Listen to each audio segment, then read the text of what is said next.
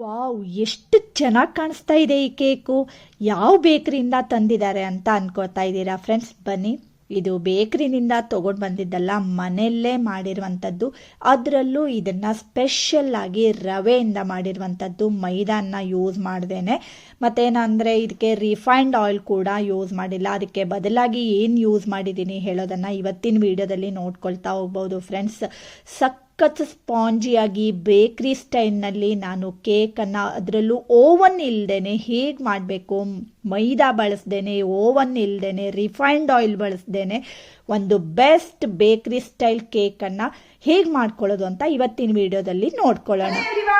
ನಾನು Sushma, veg wonders ಚಾನಲ್ಗೆ ಸ್ವಾಗತ ಸುಸ್ವಾಗತ.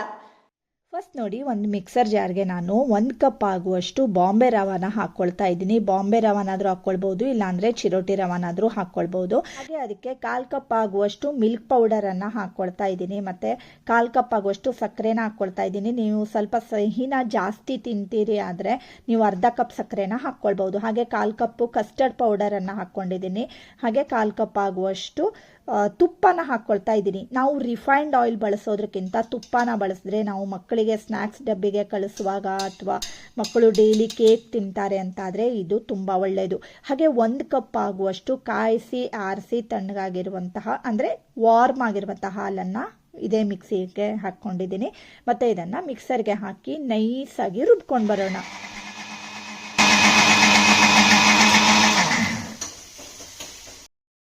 ನೋಡಿ, ನೈಸಾಗಿ ರುಬ್ಕೊಂಡಿರೋಂತಹ ಮಿಶ್ರಣವನ್ನು ಒಂದು ಬೌಲ್ಗೆ ತೆಗೆದಿಟ್ಕೊಳ್ತಾ ಇದ್ದೀನಿ. ಮತ್ತು ಇದನ್ನು ಒಂದು 10 ನಿಮಿಷ ಮುಚ್ಚಳ ಮುಚ್ಚಿ ಹಾಗೇನೆ ಇಟ್ಬಿಡಿ. ಹಾಗೆ ನೋಡಿ, ಈಗಾಗಲೇ ನಾನು ಒಂದು ಬೆಸ್ಟ್ ವೆನಿಲಾ ಸ್ಪಾಂಜ್ ಕೇಕು, ಹಾಗೆ ಪ್ಲಮ್ ಕೇಕು, ಮತ್ತು ಪೈನಾಪಲ್ ಪೇಸ್ಟ್ರಿ ಇದೆಲ್ಲ ಹೇಗೆ ಮಾಡಬೇಕು, ಮತ್ತು ಕ್ರಿಸ್ಮಸ್ಗೆ ಮಾಡುವಂತಹ ಕಲ್ ರೆಸಿಪಿಗಳನ್ನೆಲ್ಲ ತೋರಿಸ್ಕೊಟ್ಟಿದ್ದೀನಿ ಫ್ರೆಂಡ್ಸ್. ಡಿಸ್ಕ್ರಿಪ್ಷನಲ್ಲಿ ಲಿಂಕನ್ನು ಹಾಕಿರ್ತೀನಿ.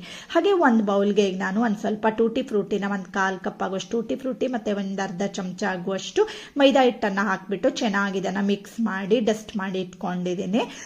ಈ ರೀತಿ ರೆಡಿ ಮಾಡಿ ಇಟ್ಕೊಳ್ಳಿ. ಹಾಗೆ ಕೇಕ್ ಟಿನ್ಗೂ ಅಷ್ಟೇ ನಾನು ಈ ರೀತಿ ಚೆನ್ನಾಗಿ ಒಂದ್ಸರಿ ತುಪ್ಪ ಎಲ್ಲ ಹಚ್ಚಿ ರೆಡಿ ಮಾಡ್ಕೊಂಡಿದ್ದೀನಿ. ಮತ್ತು ಒಂದು ಬಟರ್ ಪೇಪರನ್ನು ಹಾಕ್ಕೊಳ್ತಾ ಇದ್ದೀನಿ. ತುಂಬ ಚೆನ್ನಾಗಿ ರಿಮೂವ್ ಮಾಡೋಕ್ಕಾಗತ್ತೆ ನಾವು ಈ ರೀತಿ ಬಟರ್ ಪೇಪರನ್ನು ಹಾಕ್ಕೊಳ್ಳೋದ್ರಿಂದ. ಮತ್ತು ಮೇಲ್ಗಡೆಗೂ ಕೂಡ ಒಂದು ಸ್ವಲ್ಪ ಬಟರ್ ಪೇಪರ್ ಮೇಲೆ ತುಪ್ಪನ ಹಚ್ಕೊಂಡಿದ್ದೀನಿ. ಮತ್ತು ಈಗ ನೋಡಿ, ಮಿಶ್ರಣ ಒಂದು 10 ನಿಮಿಷ ಆಯ್ತಲ್ವಾ. ಪುನಃ ಇದನ್ನು ಚೆನ್ನಾಗಿ ಬೀಟ್ ಮಾಡ್ಕೊಳ್ಬೇಕು. ಒಂದು 5 ನಿಮಿಷ ನೀವು ಇದನ್ನು ಚೆನ್ನಾಗಿ ಈ ರೀತಿ ಬೀಟ್ ಮಾಡ್ಕೊಳ್ಳಿ. ಅದು ತುಂಬ ಫ್ಲಫಿಯಾಗಿ ಬರುತ್ತೆ ಆ ರೀತಿ ಮಾಡಿಕೊಂಡ್ರೆ. 1 ಚಮಚ ಆಗುವಷ್ಟು ಬೇಕಿಂಗ್ ಪೌಡರನ್ನು ಹಾಕ್ಕೊಳ್ತಾ ಇದ್ದೀನಿ. ಮತ್ತು 1/4 ಚಮಚ ಆಗುವಷ್ಟು ಬೇಕಿಂಗ್ ಸೋಡಾನ ಹಾಕ್ಕೊಳ್ತಾ ಇದ್ದೀನಿ. ಅದರ ಮೇಲೆ 1 ಚಮಚ ಆಗುವಷ್ಟು ಲಿಂಬು ರಸನ ಹಾಕ್ಕೊಂಡಿದ್ದೀನಿ. ಚೆನ್ನಾಗಿ ಇದನ್ನು ಮಿಕ್ಸ್ ಮಾಡ್ಕೊಳ್ಬೇಕು. ಒಂದೇ ಡೈರೆಕ್ಷನ್ನಲ್ಲಿ ಇದನ್ನು ಯಾವಾಗಲೂ ತಿರುಗಿಸ್ಬೇಕು ಕೇಕ್ ಮಾಡುವಾಗ. ಈ ಟಿಪ್ಪನ್ನು ನೆನಪಿನಲ್ಲಿ ಇಟ್ಕೊಳ್ಳಿ. ಚೆನ್ನಾಗಿ ಬೀಟ್ ಮಾಡ್ಕೊಳ್ಳಿ. ಹಾಗೆ ನೋಡಿ, 1 ಚಮಚ ಆಗುವಷ್ಟು ವೆನಿಲಾ ಎಸೆನ್ಸನ್ನು ಹಾಕ್ಕೊಳ್ತಾ ಇದ್ದೀನಿ. ಮತ್ತು ರೆಡಿ ಮಾಡ್ಕೊಂಡಿರೋಂತಹ ಟೂಟಿ ಫ್ರೂಟಿನ ಹಾಕ್ಕೊಳ್ತಾ ಇದ್ದೀನಿ. ನಿಮಗೆ ಯಾವುದೇ ಫ್ಲೇವರ್ ಬೇಕಿದ್ರೂ ನೀವು ಇದಕ್ಕೆ ಸೇರಿಸ್ಕೊಳ್ಬೋದು. ವೆನಿಲಾ, ಪೈನಾಪಲ್ಲು ಮತ್ತು ರೋಸ್ ಎಸೆನ್ಸ್ ಯಾವ್ದು ಬೇಕಿದ್ರೂ ಹಾಕಿಬಿಟ್ಟು ಚೆನ್ನಾಗಿ ಈ ರೀತಿ ಮಿಕ್ಸ್ ಮಾಡ್ಕೊಂಡಾದ್ಮೇಲೆ ರೆಡಿ ಮಾಡ್ಕೊಂಡಿರೋಂತಹ ಕೇಕ್ ಮೌಲ್ಡ್ಗೆ ಈ ಮಿಶ್ರಣವನ್ನು ಹಾಕ್ಕೊಳ್ತಾ ಇದ್ದೀನಿ.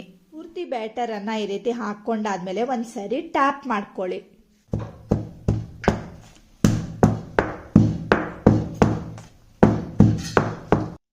ಈ ರೀತಿ ಟ್ಯಾಪ್ ಮಾಡ್ಕೊಳ್ಳೋದ್ರಿಂದ ಒಳಗಡೆ ಇರುವಂತಹ ಏರ್ ಬಬಲ್ಸ್ ಎಲ್ಲ ಹೊರಟೋಗುತ್ತೆ. ಕೇಕು ತುಂಬ ಫ್ಲಫಿಯಾಗಿ ಬರುತ್ತೆ. ಮೇಲ್ಗಡೆಯಿಂದ ಸಿಲ್ವರ್ ಬಾಲ್ಸ್ಗಳನ್ನು ಹಾಕ್ಕೊಂಡಿದ್ದೀನಿ, ಅಥವಾ ಟೂಟಿ ಫ್ರೂಟಿ ಆದರೂ ಹಾಕ್ಕೊಳ್ಬೋದು.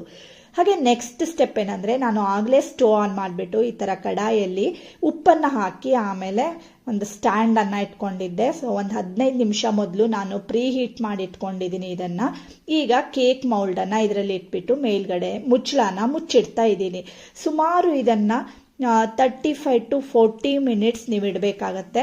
ಈಗ ನೋಡಿ, ಒಂದು 30 ಮಿನಿಟ್ಸ್ಗೆ ನಾನು ಇದನ್ನು ಮುಚ್ಚಳ ಓಪನ್ ಮಾಡ್ತಾ ಇದ್ದೀನಿ. ಒಂದು ಸ್ವಲ್ಪ ಮಿಡ್ಲಲ್ಲಿ ಇನ್ನೊಂದು ಸ್ವಲ್ಪ ಬೇಯಲಿಕ್ಕಿದೆ. ಸೊ ಇನ್ನೊಂದು ಸರಿ ಕ್ಲೋಸ್ ಮಾಡಿಬಿಟ್ಟು ಇದನ್ನು ಒಂದು 45 ಮಿನಿಟ್ಸ್ಗೆ ನಾನು ಓಪನ್ ಮಾಡ್ತಾ ಇದ್ದೀನಿ ಫ್ರೆಂಡ್ಸ್. ಒಂದು ಸರಿ ಈ ರೀತಿ ನೈಫನ್ನು ಹಾಕಿ ನೋಡಿದ್ರೆ ಅಥವಾ ಟೂತ್ ಪಿಕ್ಕನ್ನು ಹಾಕಿ ನೋಡಿದ್ರೆ ಇದಕ್ಕೆ ಅಂಟ್ಕೊಂಡಿಲ್ಲ ಅಂತಾದರೆ ಇದು ಕಂಪ್ಲೀಟಾಗಿ ಬೆಂದಿರುತ್ತೆ. ನೋಡಿದ್ರೆ ಅಲ್ವಾ, ಒಂದು ಸ್ವಲ್ಪ ಕೂಡ ನೈಫ್ಗೆ ಇದು ಅಂಟ್ಕೊಂಡಿಲ್ಲ ಅಲ್ವಾ.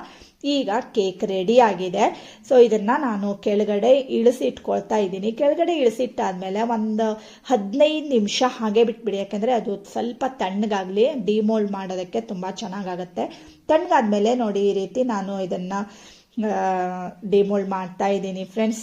ಎಷ್ಟು ಚೆನ್ನಾಗಾಗಿತ್ತು ಫ್ರೆಂಡ್ಸ್. ಇದನ್ನು ರವಾದಿಂದ ಮಾಡಿದ್ದೀವಿ, ಅಥವಾ ಮೈದಾ ಯೂಸ್ ಮಾಡಿಲ್ಲ, ಮೊಟ್ಟೆ ಯೂಸ್ ಮಾಡಿಲ್ಲ, ಓವನ್ನಲ್ಲಿ ಕೂಡ ಮಾಡಿಲ್ಲ. ಈ ಕೇಕನ್ನು ಒಂದು ಕಡಾಯಿನಲ್ಲಿ ಇಷ್ಟು ಚೆನ್ನಾಗಿ ನಾವು ರವಾ ಕೇಕನ್ನು ಮಾಡ್ಬೋದಾ ಅಂತ ಅನಿಸುತ್ತೆ ಫ್ರೆಂಡ್ಸ್. ಯಾಕೆಂದರೆ ತುಂಬ ಮಕ್ಕಳು ಬೇಕ್ರಿಯಿಂದ ತೊಗೊಂಡು ಬಂದು ಕೇಕನ್ನು ತಿಂತಾರೆ ಅಲ್ವಾ. ಬಟ್ ನಾವು ಈ ರೀತಿ ರವಾ ಕೇಕ್ಗಳನ್ನು ನಾವು ಮನೆಯಲ್ಲೇ ಮಾಡಿಕೊಟ್ರೆ ತುಂಬ ಹೆಲ್ದಿಯಾಗಿರುತ್ತೆ. ಹಾಗೆ ನೋಡಿ ಈಗ ನಾನು ಕಟ್ ಮಾಡ್ತಾ ಇದ್ದೀನಿ. ಎಷ್ಟು ಸ್ಪಾಂಜಿಯಾಗಿತ್ತು ಫ್ರೆಂಡ್ಸ್. ನೀವು ಲಾಸ್ಟಲ್ಲಿ ಕೂಡ ನೋಡ್ಬೋದು ಹೇಗಿತ್ತು ಹೇಳೋದನ್ನು. ಆ್ಯಕ್ಚುಲಿ ನಾವು ಇದಕ್ಕೆ ತುಪ್ಪನ ಯೂಸ್ ಮಾಡಿದ್ದೀವಿ ಅಲ್ವಾ. ಮಿಲ್ಕ್ ಪೌಡರು, ತುಪ್ಪ, ಸಕ್ಕರೆ ಒಂದು ಸ್ವಲ್ಪ ಹಾಕಿದ್ದೀವಿ. ಬಟ್ ಯಾವುದು ಮೈದಾ ಇದೆಲ್ಲ ಯೂಸ್ ಮಾಡಿಲ್ಲ ಅಲ್ವಾ.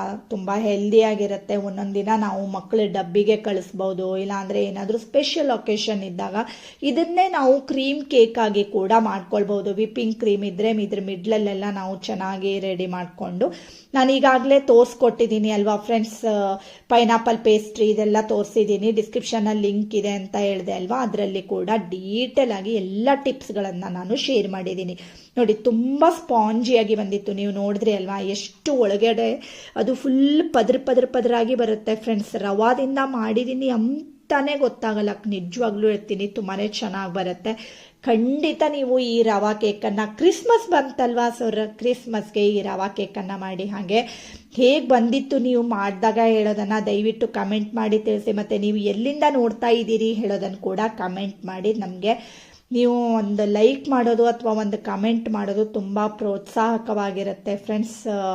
ಮತ್ತು ನೋಡಿ ಎಷ್ಟು ಚೆನ್ನಾಗಿ ಪದರಾಗಿ ಬಂದಿತ್ತು ಹೇಳೋದನ್ನು ಕೂಡ ನೀವಿಲ್ಲಿ ನೋಡ್ಬೋದು. ಕಟ್ ಮಾಡಿ ತೋರಿಸ್ಕೊಡ್ತಾ ಇದ್ದೀನಿ. ತುಂಬ ಹಗುರವಾಗಿ ಬರುತ್ತೆ, ಪದರಾಗಿ ಬರುತ್ತೆ. ಖಂಡಿತ ಒಮ್ಮೆ ಮಾಡಿ ನೋಡಿ.